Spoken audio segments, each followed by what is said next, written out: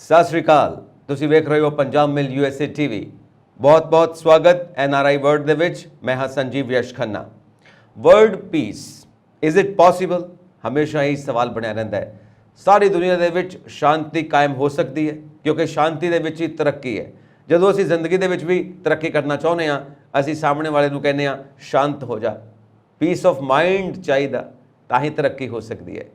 ਸਭ ਦੇ ਵੱਖ-ਵੱਖ ਆਈਡੀਆਜ਼ ਨੇ, ਵੱਖ-ਵੱਖ ਵਿਚਾਰ ਨੇ, ਪਰ ਪੀਸ ਆਫ ਮਾਈਂਡ ਸਭ ਨੂੰ ਚਾਹੀਦਾ। ਜਦੋਂ ਤੱਕ ਸ਼ਾਂਤੀ ਨਹੀਂ, ਉਦੋਂ ਤੱਕ ਤਰੱਕੀ ਨਹੀਂ, ਉਦੋਂ ਤੱਕ ਇਨਸਾਨ ਦਾ ਸੰਤੁਲਨ ਠੀਕ ਨਹੀਂ ਰਹਿੰਦਾ, ਬੈਲੈਂਸ ਠੀਕ ਨਹੀਂ ਰਹਿੰਦਾ। ਇਸ ਕਰਕੇ ਸ਼ਾਂਤੀ ਬਹੁਤ ਜ਼ਰੂਰੀ ਹੈ।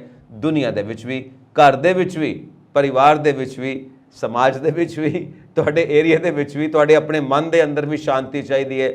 ਤੇ ਇਸ ਕਰਕੇ ਜਦੋਂ ਦੁਨੀਆ ਦੀ ਸ਼ਾਂਤੀ ਦੀ ਗੱਲ ਕਰਦੇ ਹਾਂ ਤਾਂ ਸਭ ਦਾ ਧਿਆਨ ਜਾਂਦਾ ਅਮਰੀਕਾ ਵੱਲ, ਚਾਈਨਾ ਵੱਲ ਤੇ ਇੰਡੀਆ ਵੱਲ ਵੀ ਜਾਂਦਾ ਹੈ ਕਿ ਇੰਡੀਆ ਆਪਣਾ ਕੀ ਰੋਲ ਅਦਾ ਕਰੇਗਾ।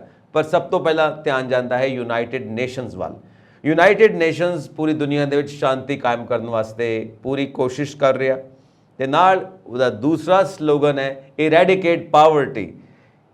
ਹਮੇਸ਼ਾ ਦੁਨੀਆ ਦੇ ਅੰਦਰੋਂ ਤੁਸੀਂ ਗਰੀਬੀ ਖਤਮ ਕਰ ਦਿਓ, ਕਿਉਂਕਿ ਗਰੀਬੀ ਦੇ ਵਿੱਚੋਂ ਹੀ ਹਿੰਸਾ ਪੈਦਾ ਹੁੰਦੀ ਹੈ, ਵਾਇਲੈਂਸ ਪੈਦਾ ਹੁੰਦੀ ਹੈ।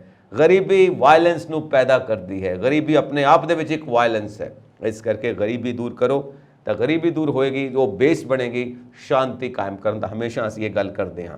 ਸੈਕਿੰਡ ਪੁਆਇੰਟ, ਪ੍ਰੈਕਟੀਕਲੀ ਕੀ ਹੋ ਰਿਹਾ ਹੈ? ਵਰਲਡ ਬੈਂਕ ਦੇ ਵਿੱਚ ਕੀ ਹੋ ਰਿਹਾ ਸਾਨੂੰ ਨਹੀਂ ਪਤਾ। ਇੰਟਰਨੈਸ਼ਨਲ ਮੋਨਿਟਰੀ ਫੰਡ ਦੇ ਵਿੱਚ ਕੀ ਹੋ ਰਿਹਾ ਸਾਨੂੰ ਨਹੀਂ ਪਤਾ। ਵਰਲਡ ਟ੍ਰੇਡ ਆਰਗੇਨਾਈਜੇਸ਼ਨ ਦੇ ਵਿੱਚ ਕੀ ਹੋ ਰਿਹਾ ਹੈ ਸਾਨੂੰ ਨਹੀਂ ਪਤਾ। ਯੂਨਾਈਟਿਡ ਨੇਸ਼ਨ ਦੇ ਵਿੱਚ ਅੰਦਰ ਕੀ ਹੋ ਰਿਹਾ ਸਾਨੂੰ ਨਹੀਂ ਪਤਾ। ਬਾਹਰੋਂ ਤਾਂ ਬਹੁਤ ਗੱਲਾਂ ਹੁੰਦੀਆਂ ਨੇ, ਸ਼ਾਂਤੀ ਦੀਆਂ ਗੱਲਾਂ ਹੁੰਦੀਆਂ ਨੇ, ਪਰ ਕਈ ਵਾਰ ਅਸੀਂ ਦੇਖਦੇ ਹਾਂ ਯੂਨਾਈਟਿਡ ਨੇਸ਼ਨਸ ਵੀ ਹੱਥ ਖੜੇ ਕਰ ਦਿੰਦਾ ਹੈ ਕਿ ਮੇਰੇ ਵੱਸ ਦੀ ਗੱਲ ਨਹੀਂ ਰਹੀ, ਕਿਉਂਕਿ ਵੱਖ-ਵੱਖ ਪਾਵਰਫੁਲ ਦੇਸ਼ ਆਪਣੀ ਵੀਟੋ ਪਾਵਰ ਦਾ ਇਸਤੇਮਾਲ ਕਰਦੇ ਨੇ, ਆਪਣੀ ਪਾਵਰ ਦਾ ਇਸਤੇਮਾਲ ਕਰਦੇ ਨੇ ਤੇ ਆਪਣੀ ਮਨਮਾਨੀ ਕਰਦੇ ਨੇ। ਪੂਰੀ ਦੁਨੀਆ ਦੋ ਕਲਾਸਿਸ ਵਿੱਚ ਵੰਡੀ ਹੋਈ ਹੈ ਜਿਹੜੇ ਵੱਡੇ ਵੱਡੇ ਦੇਸ਼ ਨੇ। ਇੱਕ ਹੈਗੇ ਨੇ ਇਨਵੇਡਰਸ, ਜਿਹੜੇ ਲੜਾਈਆਂ ਲੜਦੇ ਨੇ, ਜਿਨ੍ਹਾਂ ਦਾ ਵਾਰ ਇੱਕ ਬਿਜ਼ਨਸ ਹੈ ਕਿਉਂਕਿ ਹਥਿਆਰ ਵਿਕਦੇ ਨੇ, ਇਨਵੇਡਰਸ। ਤੇ ਦੂਜੇ ਹੈਗੇ ਨੇ ਟ੍ਰੇਡਰਸ, ਜਿਹੜੇ ਵਪਾਰੀ ਨੇ, ਜਿਹੜੇ ਆਪਣਾ ਮੁਨਾਫਾ ਕਮਾਉਂਦੇ ਨੇ। ਜਿਹੜੇ ਇਨਵੇਡਰਸ ਨੇ, ਜੰਗ ਲੜਨਾ ਜਿਨ੍ਹਾਂ ਦਾ ਪੇਸ਼ਾ ਹੈ, ਉਹਨਾਂ ਨੂੰ ਸ਼ਾਂਤੀ ਨਾਲ ਕੋਈ ਮਤਲਬ ਨਹੀਂ ਕਿਉਂਕਿ ਜੰਗ ਉਹਨਾਂ ਦਾ ਬਿਜ਼ਨਸ ਹੈ। ਤੇ ਜਿਹੜੇ ਟ੍ਰੇਡਰਸ ਨੇ, ਵਪਾਰੀ ਨੇ, ਉਹਨਾਂ ਨੂੰ ਕੋਈ ਮਤਲਬ ਨਹੀਂ ਜੰਗ ਹੋਵੇ ਨਾ ਹੋਵੇ, ਉਹਨਾਂ ਨੂੰ ਫਾਇਦਾ ਹੋਣਾ ਚਾਹੀਦਾ ਹੈ। ਜੇ ਜੰਗ ਵਿੱਚੋਂ ਵੀ ਫਾਇਦਾ ਮਿਲਦਾ ਤੇ ਉਹਨਾਂ ਨੇ ਉੱਥੋਂ ਵੀ ਫਾਇਦਾ ਲੈ ਲੈਣਾ। ਤਾਂ ਇਹ ਇਨਵੇਡਰਸ ਤੇ ਟ੍ਰੇਡਰਸ ਜੋ ਦੁਨੀਆ ਦੇ ਹਰ ਕੋਨੇ 'ਚ ਬੈਠੇ ਨੇ, ਦੁਨੀਆ ਦੀ ਹਰ ਸਟੇਜ ਤੇ ਬੈਠੇ ਨੇ, ਵਰਲਡ ਬੈਂਕ ਵਿੱਚ ਵੀ ਬੈਠੇ ਨੇ, IMF 'ਚ ਵੀ ਬੈਠੇ ਨੇ, WTO 'ਚ ਵੀ ਬੈਠੇ ਨੇ, UN ਵਿੱਚ ਵੀ ਬੈਠੇ ਨੇ, ਹਰ ਥਾਂ ਤੇ ਇਨਵੇਡਰਸ ਤੇ ਟ੍ਰੇਡਰਸ ਬੈਠੇ ਨੇ। ਤੇ ਫਿਰ ਵਿਸ਼ਵ ਸ਼ਾਂਤੀ ਕਾਇਮ ਕੌਣ ਕਰੇਗਾ? ਕਿਵੇਂ ਹੋਏਗੀ ਵਿਸ਼ਵ ਸ਼ਾਂਤੀ ਕਾਇਮ? ਇਸ ਬਾਰੇ ਗੱਲਬਾਤ ਕਰਾਂਗੇ। ਮੇਰੇ ਨਾਲ ਨੇ ਸਟੂਡੀਓਜ਼ ਦੇ ਵਿੱਚ political analyst Satish Khosla ji. Welcome to NRI world. Satish ji, thank you sir. ਸੋ ਕਿਸ ਤਰ੍ਹਾਂ ਆਪਾਂ ਸ਼ਾਂਤੀ ਕਾਇਮ ਕਰੀਏ ਪੂਰੀ ਦੁਨੀਆ ਦੇ ਵਿੱਚ? ਯੂਨਾਈਟਿਡ ਨੇਸ਼ਨਸ ਦੇ ਬਾਰੇ ਜਾਣਕਾਰੀ ਦਿਓ ਸਾਨੂੰ। ਖੰਨਾ ਸਾਹਿਬ, ਸ਼ੁਰੂ ਦੇ ਵਿੱਚ ਹੀ ਤੁਸੀਂ ਬਹੁਤ ਅੱਛੇ ਲਫ਼ਜ਼ ਕਹੇ, ਪੀਸ। ਪੀਸ ਤਾਂ ਦੇਖੋ ਘਰ ਦੇ ਵਿੱਚ ਹੋਵੇ, ਪੀਸ ਬਾਹਰ ਹੋਵੇ, ਪੀਸ ਇਜ਼ ਮਸਟ। ਜਦ ਅਸੀਂ ਪੀਸ ਦੀ ਗੱਲ ਕਰਦੇ ਹਾਂ, ਜਦੋਂ ਕਿਤੇ ਲੜਾਈ ਵੀ ਹੁੰਦੀ ਆ, ਚਾਹੇ ਦੋ ਇੰਡੀਵਿਜੂਅਲਸ ਦੇ ਵਿੱਚ ਲੜਾਈ ਹੋਵੇ, ਤਦ ਵੀ ਕਿਸੇ ਨੂੰ ਵੀ, ਚਾਹੇ ਕੋਈ ਜਿੱਤ ਜਾਵੇ ਚਾਹੇ ਕੋਈ ਹਾਰ ਜਾਵੇ, ਕਿਸੇ ਨੂੰ ਵੀ ਸਮਝ ਲਈਏ ਆਪਾਂ ਸ਼ਾਂਤੀ ਨਹੀਂ ਮਿਲਦੀ ਹੈ। ਸ਼ਾਂਤੀ ਤਾਂ ਤਦ ਮਿਲਦੀ ਆ ਜੇ ਅਸੀਂ ਐਮੀਕੇਬਲੀ ਸਭ ਕੁਝ ਠੀਕ ਠਾਕ ਕਰ ਲਈਏ, ਚਾਹੇ ਘਰ ਦੇ ਵਿੱਚ ਕਰੀਏ, ਚਾਹੇ ਨੇਸ਼ਨ ਦੇ ਵਿੱਚ ਕਰੀਏ, ਚਾਹੇ ਅਸੀਂ ਵਰਲਡ ਓਵਰ ਕਰੀਏ। ਅੱਜ ਜਦ ਤੁਸੀਂ ਵਰਲਡ ਓਵਰ ਦੀ ਗੱਲ ਕਰ ਰਹੇ ਹਾਂ ਤਾਂ ਬਹੁਤ ਹੀ ਇੰਪੋਰਟੈਂਟ ਵਿਸ਼ਾ ਤੁਸੀਂ ਅੱਜ ਚੁਣਿਆ ਤੇ ਮੈਂ ਸਮਝਦਾ ਹਾਂ ਵੀ ਇਹ ਮੌਕੇ ਦੇ ਹਿਸਾਬ ਦੇ ਨਾਲ ਬਹੁਤ ਅੱਛਾ ਵਿਸ਼ਾ ਆ, ਕਿਉਂਕਿ ਲੜਾਈਆਂ ਅੱਜ ਦੀਆਂ ਨਹੀਂ ਲੜਦੀਆਂ, ਰਾਜਿਆਂ ਮਹਾਰਾਜਿਆਂ ਦੇ ਵੇਲੇ ਦੀ ਲੜਾਈ ਲੱਗਦੀ ਆ। ਲੜਾਈਆਂ ਔਰ ਨਾਲ ਦੀ ਨਾਲ ਹੱਲ ਵੀ ਹੋਏ ਆ, ਭਾਵੇਂ ਨੁਕਸਾਨ ਵੀ ਬਹੁਤ ਵੱਡੇ ਵੱਡੇ ਹੋਏ ਆ, ਜਾਇਦਾਦਾਂ ਵੰਡੀਆਂ ਵੀ ਗਈਆਂ, ਜਾਇਦਾਦਾਂ ਲੁੱਟੀਆਂ ਪੁੱਟੀਆਂ ਵੀ ਗਈਆਂ, ਲੜਾਈਆਂ ਝਗੜੇ ਬਹੁਤ ਹੋਏ ਆ, ਪਰ ਇਹਨਾਂ ਦੇ ਹੱਲ ਵੀ ਨਾਲ ਦੀ ਨਾਲ ਲੱਗੇ। ਜਦ ਅਸੀਂ ਮੋਟੇ ਤੌਰ ਤੇ ਦੇਖਦੇ ਹਾਂ ਕਿ ਇਹਦੇ ਵਿੱਚ ਟੇਬਲ ਟਾਕ ਤੇ ਆ ਕੇ, ਮੋਟੇ ਤੌਰ ਤੇ, ਵੈਸੇ ਤਾਂ ਹੋਰ ਬੜੇ ਸੋਰਸਸ ਹੁੰਦੇ ਆ, ਪਰ ਮੋਟੇ ਤੌਰ ਤੇ ਆਪਾਂ ਦੇਖਦੇ ਹਾਂ ਕਿ ਟੇਬਲ ਟਾਕ ਤੇ ਆ ਕੇ ਗੱਲ ਬਣ ਜਾਂਦੀ ਹੈ। ਜਦ ਅਸੀਂ ਟੇਬਲ ਟਾਕ ਤੇ ਕਰਦੇ ਹਾਂ, ਗਿਵ ਐਂਡ ਟੇਕ ਕਰਦੇ ਹਾਂ, ਤਾਂ ਕੁਛ ਨਾ ਕੁਛ ਉਹ ਪੀਸ ਜਿਹੜੀ ਆ ਮੇਨਟੇਨ ਹੁੰਦੀ ਹੈ। ਜਦ ਅਸੀਂ ਯੂਨਾਈਟਿਡ ਨੇਸ਼ਨਸ ਦੀ ਗੱਲ ਕਰਦੇ ਹਾਂ, ਜਿਹੜੀ ਤੁਸੀਂ ਅੱਜ ਸਬਜੈਕਟ ਚੁਣਿਆ, ਯੂਨਾਈਟਿਡ ਨੇਸ਼ਨਸ ਤੋਂ ਪਹਿਲਾਂ ਦੀ ਆਪਾਂ ਥੋੜਾ ਜਿਹਾ ਇੱਕ ਦੋ ਲਫ਼ਜ਼ ਐਡ ਕਰਾਂਗੇ, ਇੱਕ ਦੋ ਸੈਂਟੈਂਸ, ਕਿਉਂਕਿ ਲੜਾਈਆਂ ਤਾਂ ਲੱਗਦੀਆਂ, ਜਿੱਦਾਂ ਆਪਾਂ ਕਿਹਾ ਜਿਹੜੀ ਪਹਿਲੀ ਲੜਾਈ, ਵਰਲਡ ਦੀ ਪਹਿਲੀ ਲੜਾਈ ਲੱਗੀ 1914-18 ਦੇ ਵਿੱਚ, ਉਹਨੇ ਬਹੁਤ ਨੁਕਸਾਨ ਕੀਤੇ, ਬਹੁਤ ਭਿਆਨਕਤਾ ਲਿਆਂਦੀ ਆ ਵਰਲਡ ਓਵਰ। ਚਾਹੇ ਕਿਸੇ ਤੇ ਜਾਨੀ ਨੁਕਸਾਨ ਹੋਇਆ, ਚਾਹੇ ਮਾਲੀ ਨੁਕਸਾਨ ਹੋਇਆ, ਬਹੁਤ ਨੁਕਸਾਨ ਹੋਇਆ। ਉਦੋਂ ਵਰਲਡ ਲੀਡਰ ਨੇ ਇਹ ਸੋਚਿਆ ਕਿ ਕੁਛ ਨਾ ਕੁਛ ਲੜਾਈ ਨੂੰ ਰੋਕਣ ਲਈ ਕੁਛ ਕੀਤਾ ਜਾਵੇ। ਅਲਟੀਮੇਟਲੀ ਮੈਂ ਬਰੀਫ ਦੇ ਵਿੱਚ ਉਸ ਚੀਜ਼ ਦੇ ਵਿੱਚ ਜਾਊਂਗਾ। ਅਲਟੀਮੇਟਲੀ ਲੀਗ ਆਫ ਨੇਸ਼ਨਸ ਬਣਾਈ ਉਹਨੂੰ, ਤਾਂ ਕਿ ਇਹਦੇ ਵਿੱਚ ਕੁਛ ਨਾ ਕੁਛ ਅਸੀਂ ਪੈਰਾਮੀਟਰ ਫਿੱਟ ਕਰੀਏ ਜਿਹਦੇ ਨਾਲ ਅੱਗੇ ਨੂੰ ਆਉਣ ਵਾਲੀ ਲੜਾਈ ਰੁਕ ਜਾਏ। ਪਰ ਅਨਫੋਰਚੂਨੇਟਲੀ ਲੀਗ ਜਿਹੜੀ ਬਣੀ ਉਹ ਬਹੁਤਾ ਕਾਮਯਾਬ ਨਹੀਂ ਹੋ ਸਕੀ, ਕਿਉਂਕਿ ਉਹਦੇ ਬਹੁਤ ਸਾਰੇ ਮੈਂਬਰ ਹੀ ਨਹੀਂ ਬਣ ਸਕੇ। ਉਸ ਵੇਲੇ ਲੀਗ ਦੇ ਮੈਂਬਰ ਨਹੀਂ ਬਣ ਸਕੇ, ਚਾਹੇ ਕਿਸੇ ਨੂੰ ਟਰਸਟ ਸੀਗਾ, ਕਿਸੇ ਤੇ ਮਿਸਟਰਸਟ ਸੀਗਾ, ਕਿਸੇ ਤੇ ਲੀਗ ਨਹੀਂ ਬਣ ਸਕੀ। ਲੀਗ ਫੇਲ ਹੋ ਗਈ ਆ। ਅਲਟੀਮੇਟਲੀ 1938-39 ਦੇ ਵਿੱਚ ਦੂਜੀ ਲੜਾਈ ਸ਼ੁਰੂ ਹੋ ਗਈ ਆ, ਜਿਹੜੀ ਹੋਰ ਵੀ ਭਿਆਨਕ ਸਿੱਧ ਹੋਈ। ਜੇ ਉਹ 14-18 ਦੀ ਸੀ, ਇਹ 39-45 ਤੱਕ ਵੀ ਪਹੁੰਚ ਗਈ। ਤੇ ਇਸ ਵੇਲੇ ਵੀ ਬਹੁਤ ਨੁਕਸਾਨ ਹੋਇਆ ਵਰਲਡ ਓਵਰ। ਜਦ ਵਰਲਡ ਓਵਰ ਨੁਕਸਾਨ ਹੋਇਆ ਤਾਂ ਫਿਰ ਲੋਕ ਇਕੱਠੇ ਹੋਏ, ਉਹੀ ਜਿਹੜੇ ਆ ਰੂਜ਼ਵੈਲਟ ਵਰਗੇ, ਉਹੀ ਜਿਹੜੇ ਆ ਹੋਰ ਪ੍ਰਾਈਮ ਮਿਨਿਸਟਰ ਜਿਹੜੇ ਸੀਗੇ ਜਾਂ ਪ੍ਰੈਜ਼ੀਡੈਂਟ ਸੀਗੇ, ਲੋਕਾਂ ਨੇ ਇਕੱਠੇ ਹੋ ਕੇ ਇਹ ਫਿਰ ਉਪਰਾਲਾ ਕੀਤਾ ਕਿ ਕੋਈ ਨਾ ਕੋਈ ਇਹੋ ਜਿਹੀ ਸੰਸਥਾ ਬਣਾਈ ਜਾਵੇ ਜਿਹਦੇ ਨਾਲ ਲੜਾਈ ਲੱਗੇ ਨਾ, ਪੀਸ ਹੋਵੇ ਦੁਨੀਆ ਦੇ ਵਿੱਚ। ਸੋ ਅਲਟੀਮੇਟਲੀ ਯੂਨਾਈਟਿਡ ਨੇਸ਼ਨਸ ਜਿਹੜੀ ਆ ਉਸ ਵੇਲੇ ਬਣੀ 1924 ਅਕਤੂਬਰ 1945 ਨੂੰ ਸਨ ਫਰਾਂਸਿਸਕੋ ਦੇ ਵਿੱਚ। 50 ਮੈਂਬਰ ਸੀਗੇ ਉਦੋਂ ਪਹਿਲਾਂ, ਜਿਨ੍ਹਾਂ ਨੇ ਇੱਕ ਚਾਰਟਰ ਤੇ ਦਸਤਖਤ ਕੀਤੇ ਕਿ ਅੱਗੇ ਨੂੰ ਆਉਣ ਵਾਲੀ ਲੜਾਈ ਜਿਹੜੀ ਆ ਉਹਨੂੰ ਰੋਕਿਆ ਜਾਵੇ। ਸੋ ਇਹਦੇ ਵਿੱਚ ਬਹੁਤ ਸਾਰੇ ਕਾਇਦੇ ਕਾਨੂੰਨ ਬਣਾਏ ਉਹਨਾਂ ਨੇ, ਬਹੁਤ ਸਾਰੀਆਂ ਚੀਜ਼ਾਂ ਹੋਰ ਲਿਖੀਆਂ, ਉਹ ਆਪਾਂ ਅੱਗੇ ਜਾ ਕੇ ਡਿਸਕਸ ਕਰਦੇ ਹਾਂ। ਤੇ ਇਹਦੀ ਫਾਰਮੇਸ਼ਨ ਜਿਹੜੀ ਹੋਈ ਆ ਉਸ ਵੇਲੇ ਬਿਲਕੁਲ ਠੀਕ ਹੈ, ਫਾਰਮੇਸ਼ਨ ਹੋ ਗਈ ਕਿਉਂਕਿ ਉਸ ਵਕਤ ਜ਼ਰੂਰਤ ਮਹਿਸੂਸ ਹੋਈ। ਇੱਕ ਸਿੱਧੀ ਜੀ ਗੱਲ ਆਪਾਂ ਜੇ ਸਮਝਣ ਦੀ ਕੋਸ਼ਿਸ਼ ਕਰੀਏ, ਪਹਿਲਾ ਵਿਸ਼ਵ ਯੁੱਧ ਹੋਇਆ, ਕਿਸੇ ਨੂੰ ਫਾਇਦਾ ਹੋਇਆ? ਨਹੀਂ ਹੋਇਆ। ਪੋਲੀਟੀਕਲ ਮਾਈਲੇਜ ਠੀਕ ਹੈ ਜਿਹੜੇ ਲੈਣਾ ਚਾਹੁੰਦੇ ਨੇ। ਸੈਕੰਡ ਵਰਲਡ ਵਾਰ ਕੋਈ ਫਾਇਦਾ ਨਹੀਂ ਹੋਇਆ। ਹੋਣਾ ਕੀ ਹੈ, ਵਾਰ ਦੇ ਵਿੱਚੋਂ ਕਦੀ ਕੋਈ ਫਾਇਦਾ ਹੋ ਸਕਦਾ? ਹਿਊਮਨ ਲਾਈਫ ਖਤਮ ਹੁੰਦੀ ਹੈ, ਇੰਨੀਆਂ ਕੰਸਟਰਕਸ਼ਨਸ ਖਤਮ ਹੋ ਜਾਂਦੀਆਂ ਨੇ, ਆਬਾਦੀਆਂ ਤਬਾਹ ਹੋ ਜਾਂਦੀਆਂ ਨੇ, ਸਭਿਅਤਾ ਤਬਾਹ ਹੋ ਜਾਂਦੀ ਹੈ। ਸੋ ਹਮੇਸ਼ਾ ਤਬਾਹੀ ਹੈ। ਸੋ ਜੰਗ ਤਾਂ ਖੁਦ ਹੀ ਇੱਕ ਮਸਲਾ ਹੈ। ਜੰਗ ਮਸਲਿਆਂ ਦਾ ਹੱਲ ਕਿਵੇਂ ਹੋ ਸਕਦੀ ਹੈ? ਮਸਲਿਆਂ ਦਾ ਹੱਲ ਜੰਗ ਨਹੀਂ ਹੋ ਸਕਦੀ, ਟੇਬਲ ਟਾਕਸ ਹੀ ਹੋ ਸਕਦੀਆਂ ਨੇ, ਸੰਵਾਦ ਹੀ ਹੋ ਸਕਦਾ ਹੈ। ਔਰ ਕਹਿੰਦੇ ਨੇ ਕਿ ਤੀਸਰਾ ਵਿਸ਼ਵ ਯੁੱਧ ਤੇ ਚੱਲਦਾ ਪਿਆ, ਇਕਨੋਮਿਕ ਵਾਰ ਚੱਲਦੀ ਪਈ ਹੈ। ਇੱਕ ਇਨਸਾਨ ਦੂਜੇ ਇਨਸਾਨ ਨੂੰ ਖਾਂਦਾ ਪਿਆ, ਇੱਕ ਦੇਸ਼ ਦੂਜੇ ਦੇਸ਼ ਨੂੰ ਖਾਂਦਾ ਪਿਆ। ਆਈਡੀਓਲੋਜੀਕਲ ਗੱਲਾਂ ਨੇ, ਪਰ ਸਭ ਦੇ ਉੱਤੇ ਇਹਦਾ ਅਸਰ ਹੋ ਰਿਹਾ। ਪ੍ਰੈਕਟੀਕਲ ਗੱਲਾਂ ਵੀ ਹੈਗੀਆਂ ਨੇ, ਕਿਉਂਕਿ ਸਭ ਜਾਣੇ ਆਪਣੀ ਮੌਜ ਮਸਤੀ ਦੇ ਵਿੱਚ ਲੱਗੇ ਹੋਏ ਨੇ, ਔਰ ਉਹ ਵੀ ਜ਼ਰੂਰੀ ਹੈ। ਜ਼ਿੰਦਗੀ ਵਿੱਚ ਆਏ ਹਾਂ, ਵਨ ਟਾਈਮ ਚਾਂਸ ਹੈ, ਲਾਈਫ ਮਿਲੀ ਹੈ, ਤਾਂ ਮੌਜ ਮਸਤੀ ਵੀ ਜ਼ਰੂਰੀ ਹੈ।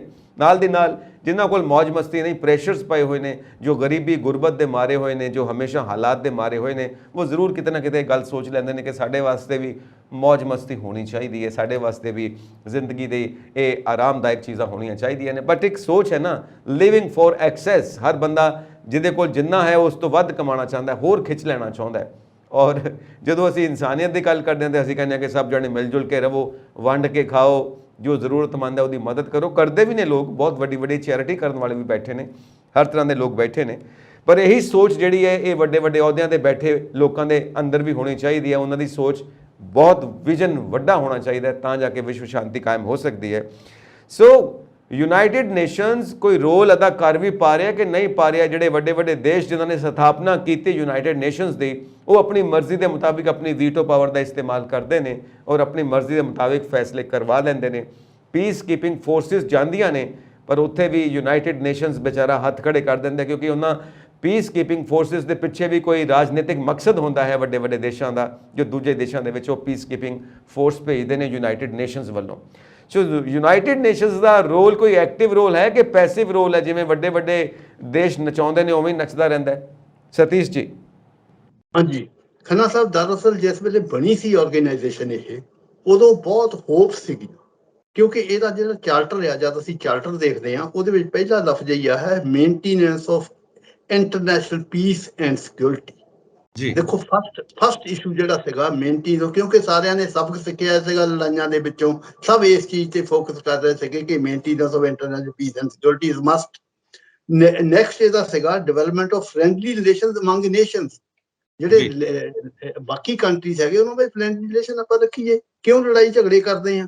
ਕੋਆਪਰੇਸ਼ਨ ਇਨ ਸੋਲਵਿੰਗ ਇੰਟਰਨੈਸ਼ਨਲ ਪ੍ਰੋਬਲਮਸ ਪੀਸਫੁਲੀ, ਇਹਨਾਂ ਨੇ ਕਿਹਾ ਸੀ ਪੀਸਫੁਲੀ ਲੜਾਈ, ਪੀਸਫੁਲੀ ਆਪਾਂ ਸੋਲਵ ਕਰਦੇ ਆ। ਇਹਦੇ ਵਿੱਚ ਫਿਰ ਜਦ ਇਹ ਚਾਰਟਰ ਬਣ ਗਿਆ, ਚਾਰਟਰ ਦੇ ਨਾਲ ਇਹਦੇ ਨਾਲ ਆਰਗਨਸ ਬਣੇ।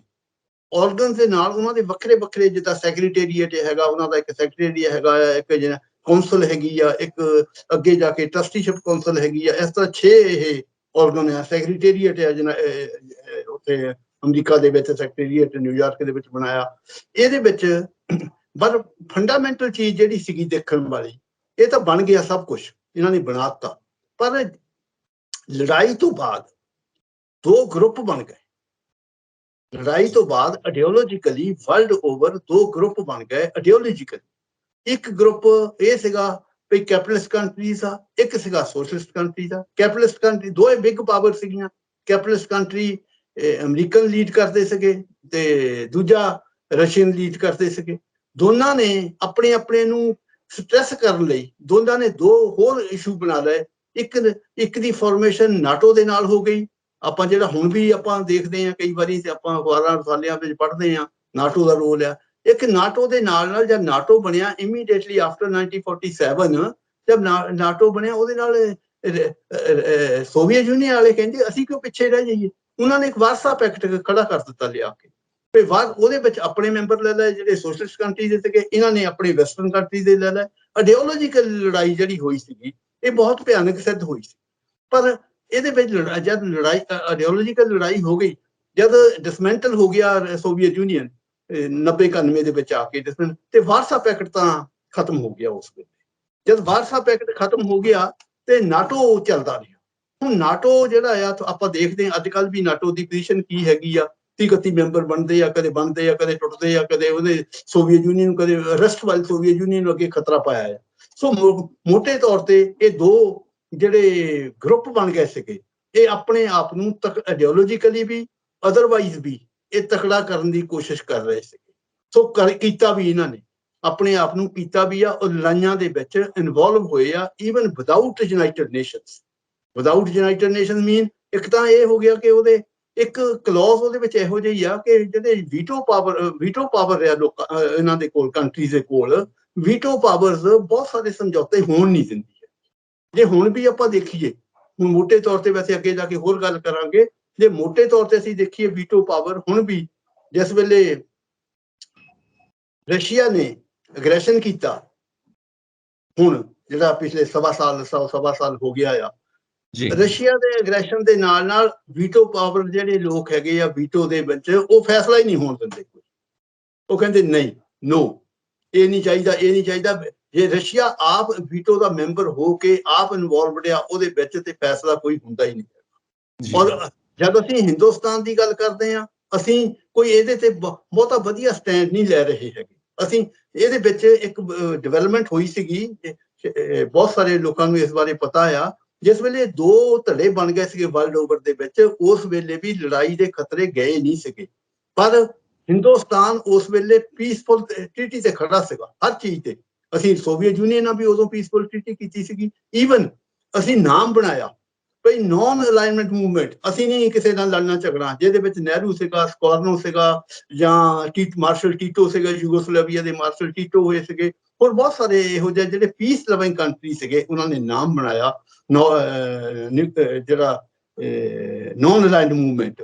ਉਹਨੇ ਬਹੁਤ ਕੰਮ ਕੀਤਾ, ਬਹੁਤ ਸਾਰਾ, ਪਰ ਅੱਜ ਉਹ ਵੀ ਖਤਮ ਹੋ ਗਿਆ, ਖਤਮ ਹੋਈ ਜਾਂਦੇ ਹੌਲੀ ਹੌਲੀ। ਜਿੰਨੇ ਵੀ ਅਸੀਂ ਪੀਸਫੁਲ ਇਸ਼ੂ ਕਰਦੇ ਹਾਂ, ਉਹ ਸਾਰੇ ਦੇ ਸਾਰੇ ਖਤਮ ਹੋਈ ਜਾਂਦੇ। ਈਵਨ ਹੁਣ ਜਿਹੜਾ ਯੂਨਾਈਟਿਡ ਨੇਸ਼ਨ ਦੇ ਵਿੱਚ ਬਹੁਤ ਸਾਰੇ, ਇਹਦੇ ਵਿੱਚ ਆਪਾਂ ਦੇਖਦੇ ਹਾਂ ਜਦੋਂ ਲੜਾਈਆਂ ਹੋਈਆਂ, ਹੁਣ ਦੇਖੋ ਲੜਾਈ ਹੋਈ, ਵੀਅਤਨਾਮ ਦੀ ਲੜਾਈ ਹੋਈ ਆ, 30 ਸਾਲ ਵੀਅਤਨਾਮ ਦੇ ਵਿੱਚ ਲੜਾਈ, 30 ਸਾਲ ਬੰਬਾਂ ਦੇ ਵਿੱਚ ਲੋਕ ਰਹੇ ਹੋ, ਔਰ out of the United nation.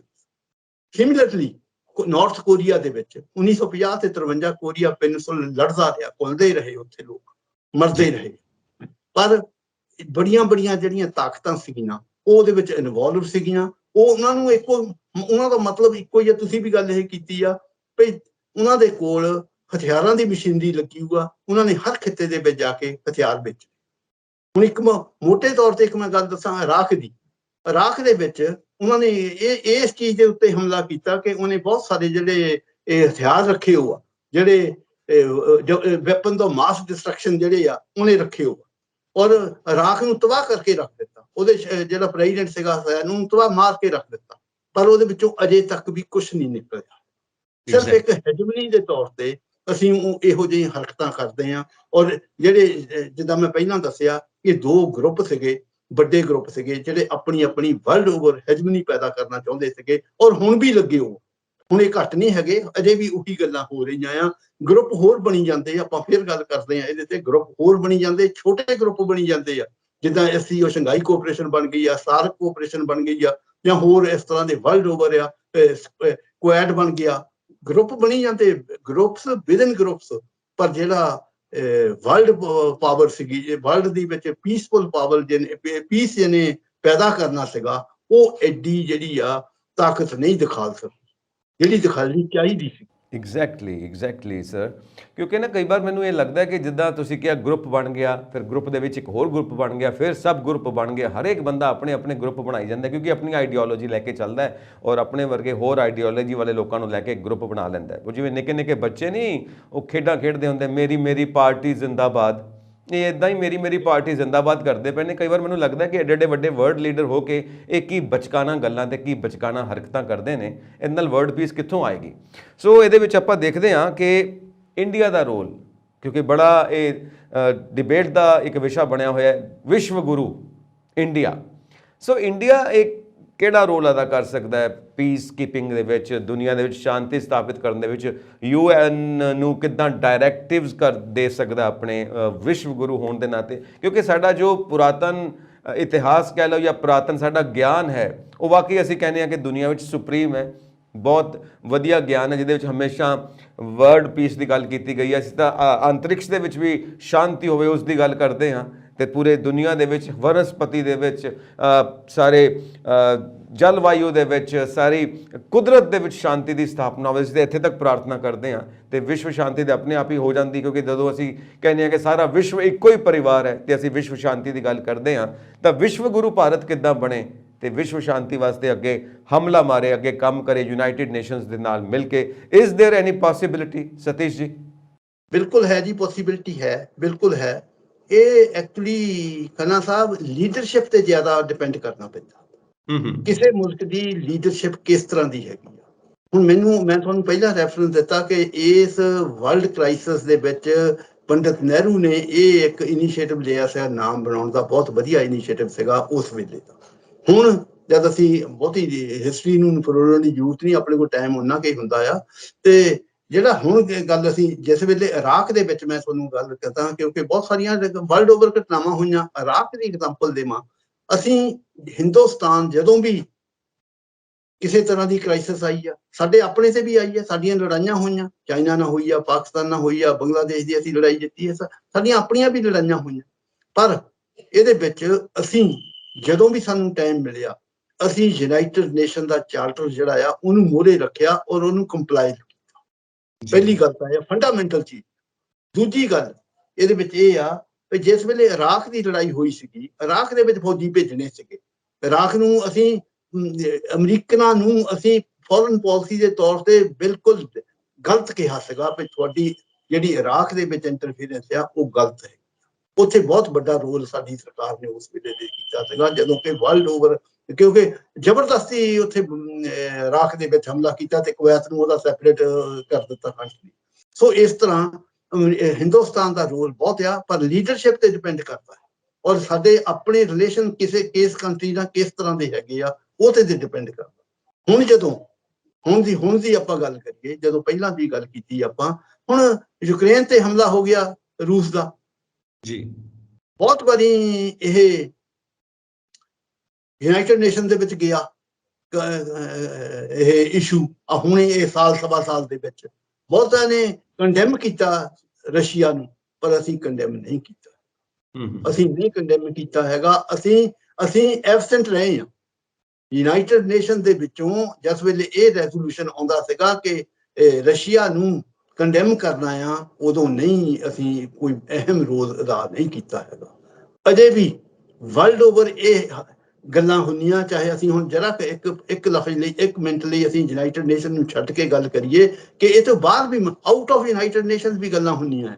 ਅਸੀਂ ਜੇ ਇੰਟਰਫੀਅਰ ਕਰੀਏ ਜੇ ਉਸ ਲੜਾਈ ਦੇ ਵਿੱਚ, ਅਸੀਂ ਬਹੁਤ ਵੱਡਾ ਰੋਲ ਕਰ ਸਕਦੇ ਹਾਂ। ਵਰਲਡ ਨੇ ਵੀ ਸਾਨੂੰ, ਕਈ ਲੀਡਰਾਂ ਨੇ ਇਹ ਗੱਲ ਕਹੀ ਆ ਵੀ ਹਿੰਦੁਸਤਾਨ ਨੂੰ ਉਹਦੇ ਵਿੱਚ ਆਪਣਾ ਰੋਲ ਅਦਾ ਕਰਨਾ ਚਾਹੀਦਾ ਹੈ, ਕਿ ਹਿੰਦੁਸਤਾਨ ਦੀ ਪੋਜੀਸ਼ਨ ਇਸ ਤਰ੍ਹਾਂ ਦੀ ਹੈਗੀ ਆ ਕਿ ਸਾਨੂੰ ਉੱਥੇ ਰੋਲ ਅਦਾ ਕਰਨਾ ਚਾਹੀਦਾ। ਜਿਹੜੀ ਹਿਊਮਨਿਟੀ ਦੀ ਇਸ ਵੇਲੇ ਡਿਸਟਰਕਸ਼ਨ ਹੋ ਰਹੀ ਆ, ਉਹਨੂੰ ਰੋਕਣਾ ਚਾਹੀਦਾ। ਹਿੰਦੁਸਤਾਨ ਦਾ ਬਹੁਤ ਵੱਡਾ ਰੋਲ ਆ ਇਸ ਵੇਲੇ, ਕਿਉਂਕਿ ਹਿੰਦੁਸਤਾਨ ਇੱਕ ਵੱਡੀ ਪਾਵਰ ਆ, ਪਾਪੂਲੇਸ਼ਨ ਦੇ ਹਿਸਾਬ ਨਾਲ ਵੀ ਆ, ਇਕਨੋਮਿਕਲੀ ਵੀ ਅਸੀਂ ਪਾਵਰਫੁਲ ਆ, ਟੈਕਨੋਲੋਜੀਕਲੀ ਵੀ ਪਾਵਰਫੁਲ ਆ। ਔਰ ਹਿੰਦੁਸਤਾਨ ਦਾ ਇਸ ਵੇਲੇ ਬਹੁਤ ਵੱਡਾ ਰੋਲ ਆ, ਚਾਹੀਦਾ ਆ ਵਰਲਡ ਪੀਸ ਨੂੰ ਮੇਨਟੇਨ ਕਰਨਾ, ਔਰ ਮੇਨਟੇਨ ਵੀ ਇਸ ਤਰ੍ਹਾਂ ਕਰਨਾ ਕਿ ਅਕੋਰਡਿੰਗ ਟੂ UN, ਜੋ ਕੋਈ UN ਦਾ ਚਾਰਟਰ ਹੈਗਾ ਉਹਦੇ ਮੁਤਾਬਕ ਅਸੀਂ ਇਮਾਨਦਾਰੀ ਨਾਲ ਕੰਮ ਕਰੀਏ। ਅਸੀਂ ਕਿਸੇ ਦਾ ਇਹ ਨਾ ਕਰੀਏ ਕਿ ਸਾਨੂੰ ਇੱਥੋਂ ਫਾਇਦਾ ਹੋ ਜਾਣਾ, ਇੱਥੋਂ ਨੁਕਸਾਨ ਹੋ ਜਾਣਾ। ਅਸੀਂ ਵਰਲਡ ਨੂੰ ਦੇਖੀਏ, ਵਰਲਡ ਓਪੀਨੀਅਨ ਕੀ ਕਹਿੰਦਾ ਆ। ਸਾਡਾ ਬਹੁਤ ਅਹਿਮ ਰੋਲ ਹੈਗਾ ਇੱਥੇ, ਅਸੀਂ ਕਰ ਜੀ ਸਤੀਸ਼ ਜੀ, ਇੱਕ ਚੀਜ਼ ਮੈਂ ਜੋ ਸ਼ੁਰੂਆਤ ਵਿੱਚ ਕਹੀ ਸੀ ਕਿ ਦੁਨੀਆ ਦੇ ਵਿੱਚ ਹਰ ਜਗ੍ਹਾ ਦੇ ਉੱਤੇ ਇਨਵੇਡਰਸ ਤੇ ਟ੍ਰੇਡਰਸ ਬੈਠੇ ਹੋਏ ਨੇ। ਇਹ ਇਨਵੇਡਰਸ ਦੇ ਹੱਕ ਵਿੱਚ ਨਹੀਂ ਜਾਂਦਾ ਕਿ ਵਿਸ਼ਵ ਸ਼ਾਂਤੀ ਹੋਵੇ, ਕਿਉਂਕਿ ਵਾਰ ਉਹਨਾਂ ਦਾ ਬਿਜ਼ਨਸ ਹੈ।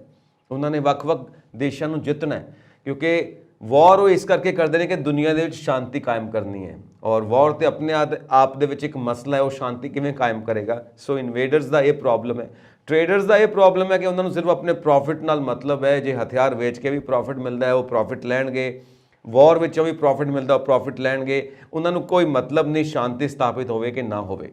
ਤਾਂ ਦੋਵਾਂ ਧਿਰਾਂ ਦਾ ਕੰਮ ਇਨਵੇਡਰਸ ਤੇ ਟ੍ਰੇਡਰਸ ਦਾ ਮੁਨਾਫਾ ਕਮਾਉਣਾ ਹੈ ਔਰ ਪੂਰੀ ਦੁਨੀਆ ਨੂੰ ਆਪਣੇ ਕਬਜ਼ੇ 'ਚ ਰੱਖਣਾ ਹੈ, ਪੂਰੀ ਦੁਨੀਆ ਦੇ ਆਪਣੇ ਉੱਤੇ ਆਪਣੀ ਧੌਂਸ ਚਲਾਉਣੀ ਹੈ, ਠੀਕ ਹੈ ਨਾ, ਔਰ ਵਰਲਡ ਲੀਡਰ ਬਣ ਕੇ ਰਹਿਣਾ ਹੈ ਐਟ ਐਨੀ ਕਾਸਟ।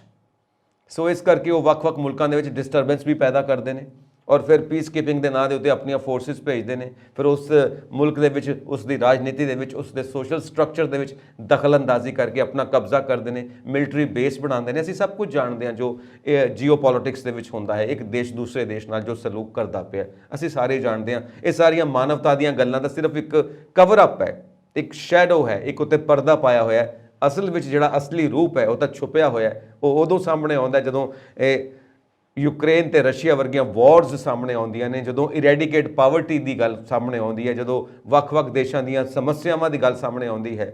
ਦੇਸ਼ ਭੁੱਖਮਰੀ ਨਾਲ ਮਰਦੇ ਪਏ ਨੇ ਔਰ ਅਸੀਂ ਜੰਗਾਂ ਦੀਆਂ ਗੱਲਾਂ ਕਰਦੇ ਪਏ ਹਾਂ। ਅਸੀਂ ਜੰਗਾਂ ਦੇ ਉੱਤੇ ਅਰਬਾਂ ਡਾਲਰ ਖਰਚਦੇ ਪਏ ਹਾਂ ਔਰ ਬੱਚੇ ਭੁੱਖ ਨਾਲ ਮਰਦੇ ਪਏ ਨੇ। ਸੋ ਇਸ ਗਰੀਬੀ ਨੂੰ ਕਿਵੇਂ ਦੂਰ ਕਰਨਾ ਹੈ, ਸ਼ਾਂਤੀ ਕਿਵੇਂ ਸਥਾਪਿਤ ਕਰਨੀ ਹੈ? ਤੁਹਾਨੂੰ ਲੱਗਦਾ ਹੈ ਪ੍ਰੈਕਟੀਕਲੀ ਕੁਝ ਹੋ ਸਕਦਾ ਹੈ ਜਾਂ ਸਿਰਫ ਗੱਲਾਂ ਤੱਕ ਹੀ ਤੇ ਡਿਬੇਟਸ ਤੱਕ ਹੀ ਇਹ ਸਾਰੇ ਮਸਲੇ ਰਹਿ ਜਾਣੇ ਨੇ, ਟੀਵੀ ਡਿਸਕਸ਼ਨਸ ਤੱਕ ਹੀ ਮਸਲੇ ਰਹਿ ਜਾਣੇ ਨੇ? What do you think Satish ਜੀ? ਖੰਨਾ ਸਾਹਿਬ, ਫॉर द टाइम ਬੀਇੰਗ ਤਾਂ ਇਹ ਗੱਲਾਂ ਹੈ, ਕਿਉਂਕਿ ਜਿੰਨਾ ਚੱਕਰ ਅਸੀਂ ਆਈਡੀਓਲੋਜੀ ਨਹੀਂ ਚੇਂਜ ਕਰਦੇ ਆਪਣੀ, ਜਿਸ ਤਰ੍ਹਾਂ ਤੁਸੀਂ ਕਿਹਾ ਉਹ 100% ਗੱਲ ਠੀਕ ਆ। ਅੱਜ ਹਥਿਆਰਾਂ ਦੀ ਦੌੜ ਲੱਗੀ ਹੋਈ, ਜਦ ਹਥਿਆਰਾਂ ਦੀ ਦੌੜ ਲੱਗੀ ਹੋਆ ਤਾਂ ਹਥਿਆਰ ਵੇਚਣ ਵਾਲੇ ਵੀ ਬੈਠੇ ਆ ਤੇ ਖਰੀਦਣ ਵਾਲੇ ਵੀ ਬੈਠੇ ਆ। ਜਦੋਂ ਹਥਿਆਰਾਂ ਦੀ ਦੌੜ ਦੇ ਵਿੱਚੋਂ ਆਫਟਰ ਲਾਅ ਉਹ ਜਿਹੜੇ ਹਥਿਆਰ ਅਸੀਂ ਪੈਦਾ ਕੀਤੇ, ਪ੍ਰੋਡਿਊਸ ਕੀਤੇ, ਪ੍ਰੋਡਕਸ਼ਨ ਕਰਦੇ ਆ, ਉਹ ਅਲਟੀਮੇਟਲੀ ਕਿਤੇ ਤਾਂ ਵਿਕਣੀ ਹੈ। ਅਸੀਂ ਫਿਰ ਉਹਨੂੰ, ਜਿਹੜੇ ਲੋਕ ਵੇਚਦੇ ਆ ਇਸ ਨੂੰ ਜਾਂ ਜਿਹੜੇ ਪ੍ਰੋਡਿਊਸ ਕਰਦੇ ਇਸ ਚੀਜ਼ ਨੂੰ, ਉਹ ਦੇਖਦੇ ਆ ਕਿ ਕਿੱਥੇ ਅਸੀਂ ਇਹਨਾਂ ਨੂੰ ਵਰਤਣਾ ਆ। ਉਹ ਇਸ ਕਰਕੇ ਇਹਨਾਂ ਨੂੰ ਵਰਤਦੇ ਆ ਹਥਿਆਰਾਂ ਨੂੰ। ਇਹ ਇੱਕ ਤਾਂ ਹਥਿਆਰਾਂ ਦੀ ਦੌੜ ਜਿਹੜੀ ਆ, ਇਹ ਤੇ ਰੋਕ ਲੱਗਣੀ ਚਾਹੀਦੀ ਆ ਕਿਸੇ ਨਾ ਕਿਸੇ ਸ਼ੇਪ ਦੇ ਵਿੱਚ, ਕਿਸੇ ਨਾ ਕਿਸੇ ਸ਼ੇਪ ਦੇ ਵਿੱਚ ਇਹਨੂੰ ਘੱਟ ਕਰ ਦੇਣ। ਹਾਲਾਂਕਿ ਕਈ ਵਾਰੀ ਫੈਸਲੇ ਹੋਏ ਆ ਆਰਮਾਮੈਂਟਸ ਦੀ ਰੋਕ ਦੇ ਲਈ ਕਿਹਦੀ, ਪਰ ਉਹ ਵੱਧਦਾ ਜਾ ਰਿਹਾ, ਘਟਦਾ ਨਹੀਂ ਜਾ ਰਿਹਾ। ਹੁਣ ਵੀ ਜੇ ਅਸੀਂ ਦੇਖੀਏ ਵੀ ਰਸ਼ੀਆ ਬਹੁਤ ਵਾਰੀ ਆਪਾਂ ਦੇਖਦੇ ਹਾਂ, ਬਹੁਤ ਵਾਰੀ ਧਮਕੀਆਂ ਦੇ ਨਿਊਕਲੀਅਰ ਵਾਰ ਦੀਆਂ ਗੱਲਾਂ ਕਰਦੇ ਹੈ। ਅਸੀਂ ਦੇਖਿਆ ਨਹੀਂ ਹੀਰੋਸ਼ੀਮਾ ਦਾ ਹਾਲ, ਅਸੀਂ ਦੇਖਿਆ ਨਹੀਂ ਨਾਗਾਸਾਕੀ ਦਾ ਹਾਲ, ਅਜੇ ਤੱਕ ਨਹੀਂ। ਉਹ ਜਿਹੜੇ ਸ਼ਹਿਰ ਆ ਜਾਂ ਜਾਪਾਨ ਵਰਗੇ ਸ਼ਹਿਰ ਅਜੇ ਤੱਕ ਨਹੀਂ ਇਕਨੋਮਿਕਲੀ ਤਾਂ ਭਾਵੇਂ ਠੀਕ ਹੈਗੇ ਆ, ਪਰ ਜਿਹੜਾ ਡਿਸਟਰਕਸ਼ਨ ਹੋਈ ਆ ਅਜੇ ਤੱਕ ਅਸੀਂ ਕੋਈ ਉਹਨੂੰ ਭੁੱਲ ਨਹੀਂ ਸਕਦੇ ਹੈਗੇ। ਅਸੀਂ ਦੁਬਾਰਾ ਫੇਰ ਉਹੀ ਗੱਲਾਂ ਕਰਦੇ ਹੈਗੇ। ਸੋ ਜ਼ਰੂਰਤ ਤਾਂ ਇਸ ਚੀਜ਼ ਦੀ ਹੈਗੀ। ਅੱਜ ਪਹਿਲੀ ਗੱਲ ਜਿਹੜੀ ਆ, ਹਥਿਆਰਾਂ ਦੀ ਦੌੜ ਨੂੰ ਰੋਕਣਾ ਚਾਹੀਦਾ ਆ, ਕਿਸੇ ਹਰ ਹੀਲੇ ਰੋਕਣਾ ਚਾਹੀਦਾ ਹੈ। ਦੂਜੀ ਗੱਲ, ਕਿਉਂਕਿ ਰੀਜ਼ਨਸ ਕੀ ਹੈਗੇ ਆ, ਆਪਾਂ ਨੂੰ ਰੀਜ਼ਨਸ ਵੀ ਦੇਖਣੇ ਚਾਹੀਦੇ ਆ ਵੀ ਅਸੀਂ ਲੜਾਈ ਕਿਉਂ ਲੜਦੇ ਹੈਗੇ ਆ। ਲੜਾਈ ਕੀ ਆ? ਲੜਾਈ ਕਿਸੇ ਵੇਲੇ ਤਾਂ ਟੈਰੀਟਰੀ ਦੀ ਲੜਾਈ ਹੁੰਦੀ ਆ, ਕਿਸੇ ਵੇਲੇ ਐਥਨਿਕ ਲੜਾਈ ਹੋ ਜਾਂਦੀ ਆ, ਕਿਸੇ ਵੇਲੇ ਆਈਡੀਓਲੋਜੀਕਲ ਲੜਾਈ, ਟ੍ਰੇਡ ਦੀ ਲੜਾਈ ਹੋ ਜਾਂਦੀ ਆ। ਤੇ ਇਹਨਾਂ ਚੀਜ਼ਾਂ ਨੂੰ ਜੇ ਅਸੀਂ ਹਿਊਮਨ ਐਂਗਲ ਦੇ ਨਾਲ ਦੇਖਣਾ ਆ, ਹਿਊਮਨਿਟੀ ਨੂੰ ਮੋਹਰੇ ਰੱਖਣਾ ਆ, ਤੇ ਦੇਖੋ ਸਾਨੂੰ ਰੋਕਣਾ ਪੈਣਾ। ਅੱਜ ਸੁਡਾਨ ਦੇ ਵਿੱਚ ਲੜਾਈ ਹੋ ਰਹੀ ਆ, ਉਹਨਾਂ ਦੇ ਇੰਟਰਨਲ ਕਨਫਲਿਕਟ ਦੇ ਵਿੱਚ ਅਜੇ ਹੀ ਮੈਂ ਇਹ ਤੁਹਾਡੇ ਨੋਟਿਸ ਤੇ ਨਾ ਅੱਜ ਮੀਟਿੰਗ ਹੋ ਰਹੀ ਹੈ ਉੱਥੇ, ਹਾਲਾਂਕਿ ਸਾਡਾ ਵੀ ਇੱਕ ਬੰਦਾ ਮਰ ਚੁੱਕਾ ਉੱਥੇ ਲੜਾਈ ਦੇ ਵਿੱਚ, ਇੰਟਰਨਲ ਕੰਫਲਿਕਟ ਹੈਗਾ ਉੱਥੇ, ਤੇ ਅੱਜ ਮੀਟਿੰਗ ਯੂਨਾਈਟਿਡ ਨੇਸ਼ਨ ਨੇ ਸੱਦੀ ਆ, ਪਰ ਉਹ ਕਿੰਨੀ ਕਾਮਯਾਬ ਹੁੰਦੀ ਆ ਕਿੰਨੀ ਨਹੀਂ ਹੁੰਦੀ ਹੈਗੀ ਆ, ਇਹ ਦੇਖਣ ਵਾਲੀ ਗੱਲ ਹੈਗੀ ਆ। ਸਭ ਨਾਲ ਵੱਡੀ ਗੱਲ ਇਹ ਹੈਗੀ ਆ, ਜਿਹੜੀ ਯੂਨਾਈਟਿਡ ਨੇਸ਼ਨ ਹੁਣ ਜਿੱਥੇ ਆਪਾਂ ਅੱਜ ਦੀ ਗੱਲ ਕਰ ਰਹੇ ਹਾਂ, ਯੂਨਾਈਟਿਡ ਨੇਸ਼ਨ ਜਿਹੜੀ ਬਣੀ ਸੀਗੀ ਜਿਸ ਪਰਪਸ ਲਈ ਬਣੀ ਸੀਗੀ, ਕਿਤੇ ਉਹ ਜੇ ਇਸ ਤਰ੍ਹਾਂ ਲੜਾਈ ਹਰ ਰੋਜ਼ ਲੱਗਦੀ ਰਹੀ, ਜੇ ਅਸੀਂ ਨਹੀਂ ਰੋਲ ਅਦਾ ਕਰਨੇ ਉੱਥੇ, ਜੋ ਚਾਰਟਰ ਬਣਾਇਆ ਜੇ ਉਹਨੂੰ ਪ੍ਰੈਕਟੀਕਲ ਸ਼ੇਪ ਨਹੀਂ ਦੇਣੀ ਸੀਗੀ, ਤਾਂ ਆਉਣ ਵਾਲੇ ਜ਼ਮਾਨੇ ਦੇ ਵਿੱਚ ਸਾਨੂੰ ਹੀਰੋਸ਼ੀਮਾ ਤੇ ਨਾਗਾਸਾਕੀ ਫਿਰ ਦੇਖਣੇ ਪੈਣਗੇ ਜੇ ਲੜਾਈ ਦੇ, ਜੇ ਅਸੀਂ ਨਹੀਂ ਹੁਣ this is the time, this is the period to take timely action. ਹੁਣ ਟਾਈਮਲੀ ਐਕਸ਼ਨ ਲੈਣ ਦੀ ਜ਼ਰੂਰਤ ਹੈਗੀ ਹੈ, ਜਿਹਦੇ ਵਿੱਚ ਅਸੀਂ ਹਿੰਦੁਸਤਾਨ ਵਰਗੇ ਲੋਕ ਜਿਹੜੇ ਪਾਵਰਫੁਲ ਤਾਕਤਾਂ ਵੱਧ ਚੁੱਕੀਆਂ ਆ, ਹੁਣ ਉਹਨਾਂ ਦਾ ਰੋਲ ਹੈਗਾ, ਇੱਥੇ ਰੋਲ ਅਦਾ ਕਰੀਏ ਅਸੀਂ ਰਲ ਕੇ, ਯੂਨਾਈਟਿਡ ਨੇਸ਼ਨ ਨੂੰ ਅਸੀਂ ਹੋਰ ਤਕੜੀ ਕਰੀਏ, ਇਹਨੂੰ ਜਿਹੜੇ ਰੀਸਟਰਕਚਰਿੰਗ ਇਹਦੀ ਨਾਲ ਦੀ ਨਾਲ ਚਾਹੀਦੀ ਆ, ਵੀ ਰੀਸਟਰਕਚਰਿੰਗ ਕਰਕੇ ਅਸੀਂ ਜਿਹੜੇ ਵੀਟੋ ਪਾਵਰਸ ਹੈਗੀਆਂ, ਬਹੁਤ ਸਾਰੇ ਹਿੰਦੁਸਤਾਨ ਵਰਗੇ ਲੋਕਾਂ ਨੂੰ ਵੀਟੋ ਪਾਵਰ ਦੇਣੀ ਚਾਹੀਦੀ ਆ, ਕਿਉਂਕਿ ਅਸੀਂ ਵਰਲਡ ਪਾਵਰ ਦੇ ਵਿੱਚ ਆ ਗਏ ਹਾਂ, ਸਾਨੂੰ ਵੀਟੋ ਪਾਵਰ ਦੇ ਕੇ ਵੀਟੋ ਪਾਵਰ ਦੇ ਨਾਲ ਨਾਲ ਕੋਈ ਹੋਰ ਵੀ ਉਹਦੇ ਨਾਲ ਇਹੋ ਜਿਹੇ ਜਿੱਦਾਂ ਹੁਣ ਵੀਟੋ ਇੱਕ ਬੰਦਾ, ਜਿੱਦਾਂ 5 ਮੈਂਬਰ ਆ, ਇੱਕ ਬੰਦਾ ਕਹਿ ਦੇਵੇ ਇਹ ਨਹੀਂ ਹੋਣਾ, ਆਹ ਗੱਲ ਨਹੀਂ ਹੋਣੀ ਹੈਗੀ, ਉਹ ਨਹੀਂ ਹੁੰਦੀ ਹੈਗੀ। ਸੋ ਉਹਦੇ ਵਿੱਚ ਵੀ ਕੋਈ ਇਸ ਤਰ੍ਹਾਂ ਦਾ ਲਕੂਨਾ ਲੱਭਣਾ ਚਾਹੀਦਾ ਹੈ ਸਾਨੂੰ, ਵੀ ਜਿਹੜੇ ਜਿੱਦਾਂ ਵੀਟੋ ਪਾਵਰ, ਵੀਟੋ ਦੇ ਮੈਂਬਰ ਵਧਾ ਕੇ ਉਹਦੀ ਮੈਜੋਰਿਟੀ ਦੇ ਨਾਲ ਅਸੀਂ ਕੋਈ ਫੈਸਲਾ ਲੈ ਲਈਏ ਜਿਹੜਾ ਸਭ ਨੂੰ ਮੰਨਣਾ ਚਾਹੀਦਾ, ਤੇ ਤਦ ਕੁਛ ਨਾ ਕੁਛ ਅਸੀਂ ਸਮਝਦੇ ਹਾਂ ਕੋਈ ਹੱਲ ਹੋ ਸਕਦਾ ਹੈ। ਬਿਲਕੁਲ ਸਹੀ ਗੱਲ ਹੈ, ਕਿਉਂਕਿ ਜਿਨ੍ਹਾਂ ਦੇਸ਼ਾਂ ਦੀ ਸੈਟੇਲਾਈਟ ਇੰਡਸਟਰੀ ਹਥਿਆਰ ਬਣਾਉਣਾ ਹੈ, ਉਹ ਸ਼ਾਂਤੀ ਕਿੱਥੋਂ ਚਾਹਣਗੇ? ਉਹ ਤਾਂ ਕਹਿਣਗੇ ਹੋਰ ਜੰਗਾਂ ਲੱਗਣ, ਸਾਡੇ ਹਥਿਆਰ ਵਿਕਣ। ਇੱਕ ਦੇਸ਼ ਨੂੰ ਹਥਿਆਰ ਦੇ ਦਿੰਦੇ ਨੇ, ਉਹ ਤਾਂ ਲਾਉਂਦੇ ਆ, ਬਿਲਕੁਲ ਇੱਕ ਦੇਸ਼ ਨੂੰ ਹਥਿਆਰ ਦੇ ਦਿੰਦੇ ਨੇ ਤੇ ਦੂਜੇ ਦੇਸ਼ ਨੂੰ ਉਹ ਨਕਸ਼ੇ ਦੇ ਦਿੰਦੇ ਨੇ ਕਿ ਤੁਸੀਂ ਉਹਨਾਂ ਦੇ ਕਿਹੜੇ ਕਿਹੜੇ ਮਿਲਟਰੀ ਟਿਕਾਣਿਆਂ ਦੇ ਉੱਤੇ ਬੰਬ ਸੁੱਟ ਸਕਦੇ ਹੋ। ਦੋਨੋਂ ਪਾਸਿਓਂ ਲੜਾ ਦੇਣਗੇ ਤੇ ਵਿੱਚੋਂ ਆਪਣੇ ਹਥਿਆਰਾਂ ਦਾ ਵਪਾਰ ਕਰਨਗੇ। ਜੇ ਅਸੀਂ ਟ੍ਰੇਡ ਦੀ ਗੱਲ ਕਰੀਏ ਤਾਂ ਕਦੀ ਕਿਸੇ ਦੇਸ਼ ਦੇ ਉੱਤੇ ਕੋਈ ਬੰਦਿਸ਼ ਲਗਾ ਦਿੰਦੇ ਨੇ, ਕਦੀ ਕਿਸੇ ਦੇਸ਼ ਦੇ ਉੱਤੇ ਬੰਦਿਸ਼ ਲਗਾ ਦਿੰਦੇ ਨੇ, ਆਪਣੇ ਸੈਲਫ ਇੰਟਰਸਟ ਨੂੰ ਦੇਖਦੇ ਹੋਏ ਕਿ ਸਾਨੂੰ ਕਿਹੜੇ ਦੇਸ਼ ਦੇ ਉੱਤੇ ਕਿਹੜੀ ਬੰਦਿਸ਼ ਲਗਾ ਕੇ ਕੀ ਫਾਇਦਾ ਹੋਣਾ ਹੈ। ਇਹ ਨਹੀਂ ਦੇਖਣਾ ਕਿ ਲੋਕਾਂ ਨੂੰ ਕੀ ਨੁਕਸਾਨ ਹੋ ਰਿਹਾ ਹੈ, ਇਹ ਟ੍ਰੇਡ ਰੁਕਣ ਕਰਕੇ ਲੋਕਾਂ ਨੂੰ ਕੀ ਨੁਕਸਾਨ ਹੋਏਗਾ ਇਹ ਨਹੀਂ ਦੇਖਣਾ, ਸਾਨੂੰ ਕੀ ਫਾਇਦਾ ਹੋਣਾ ਇਹ ਦੇਖਣਾ, ਕਿਉਂਕਿ ਟ੍ਰੇਡ ਨੂੰ ਵੀ ਇੱਕ ਵਾਰ ਬਣਾ ਕੇ ਰੱਖ ਦਿੱਤਾ ਹੈ। ਸੋ ਵਾਰ ਦਿਮਾਗ ਦੇ ਵਿੱਚ ਵਾਰ ਹੀ ਵੜੀ ਹੋਈ ਹੈ, ਹੋਰ ਕੋਈ ਗੱਲ ਹੈ ਹੀ ਨਹੀਂ। ਦੂਜੇ ਨੂੰ ਜਿੱਤਣਾ ਹੈ, ਦੂਜੇ ਨੂੰ ਥੱਲੇ ਲਾਉਣਾ ਹੈ, ਦੂਜੇ ਦੀ ਧੌਣ ਦੇ ਉੱਤੇ ਗੋਡਾ ਰੱਖਣਾ ਹੈ, ਇਹ ਸੋਚ ਦੇ ਨਾਲ ਅਸੀਂ ਤੁਰਦੇ ਪਏ ਹਾਂ। ਵੱਡੇ ਦੇਸ਼, ਅਸੀਂ ਵੱਡੇ ਲੀਡਰਸ ਅਸੀਂ ਤੁਰਦੇ ਪਏ ਹਾਂ ਤੇ ਅਸੀਂ ਵਿਸ਼ਵ ਸ਼ਾਂਤੀ ਦੀ ਗੱਲ ਵੀ ਨਾਲ ਕਰਦੇ ਪਏ ਹਾਂ। ਉਹ ਇਦਾਂ ਹੀ ਲੱਗਦਾ ਕਿ ਅਸੀਂ ਝੂਠ ਬੋਲਦੇ ਪਏ ਹਾਂ, ਸਿੱਧੀ ਸਾਦੀ ਗੱਲ। ਐਨੀ ਫਾਈਨਲ ਵਰਡਸ ਸਤੀਸ਼ ਜੀ ਤੁਹਾਡੇ ਵੱਲੋਂ, ਫਿਰ ਆਪਾਂ ਵਾਈਂਡ ਅਪ ਕਰਦੇ ਹਾਂ। ਦੇਖੋ ਜਿਹੜੀਆਂ ਨਵੀਆਂ ਇਕੁਏਸ਼ਨਸ ਬਣ ਰਹੀਆਂ, ਨਵੀਆਂ ਇਕੁਏਸ਼ਨ ਜਿੱਦਾਂ ਇੰਟਰਨੈਸ਼ਨਲ ਲੈਵਲ ਤੇ ਨਵੀਆਂ ਇਕੁਏਸ਼ਨ ਬਣ ਗਈਆਂ ਆ, ਉਹ ਕੋਈ ਫਾਇਦੇਮੰਦ ਨਹੀਂ ਹੈਗੀਆਂ, ਉਹ ਖਤਰਨਾਕ ਸਿੱਧ ਹੋਣਗੀਆਂ। ਰਸ਼ੀਆ ਤੇ ਚਾਈਨਾ ਦੀ ਇਕੁਏਸ਼ਨ ਬਣ ਗਈ, ਹੁਣ ਚਾਈਨਾ ਦੇ ਨਾਲ ਨਾਲ ਜਿਹੜੀ ਐਥਨਿਕਸ ਕੰਟਰੀਜ਼ ਹੈਗੇ ਆ, ਸਪੋਜ਼ ਕਰੋ ਪਾਕਿਸਤਾਨ ਆ, ਤੁਰਕੀ ਹੈਗੇ ਆ, ਉਹਨਾਂ ਨੇ ਇਕੱਲੇ ਹੀ ਇੱਕ ਫੈਸਲਾ ਕੀਤਾ ਕਿ ਹਿੰਦੁਸਤਾਨ ਨੂੰ ਵੀਟੋ ਪਾਵਰ ਨਹੀਂ ਦੇਣੀ, ਕਮ ਵਟ ਮੇ।